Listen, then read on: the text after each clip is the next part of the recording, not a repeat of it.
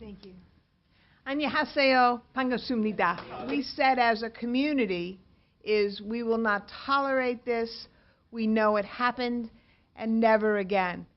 He has budgeted $500 million, $500 million from their own budget to be used to turn around our textbooks and to change our history content.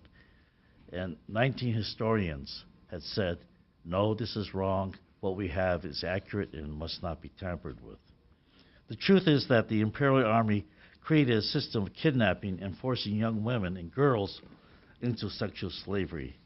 And the right thing to do today is to simply apologize.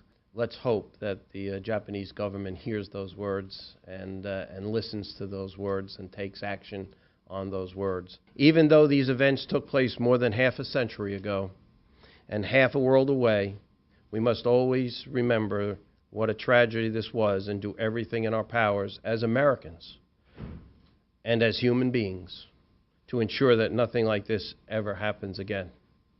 Back in 2010, a monument was put up by the public library to commemorate the comfort women. Some Japanese government officials came and were very, very indignant, and of course their being indignant drew attention to the fact of what the comfort women had gone through. And so everybody came down to Palisade Park and said, we will never, never remove this monument, and that was in 2010. Hope, before the comfort women all pass away, that the government of Japan will finally recognize and perhaps pay some restitution to them. And this is very, very important for history's sake. We cannot forget. On November 14, 2014, on the New York Times opinion page, someone wrote in, and I just want to read just a little bit of that.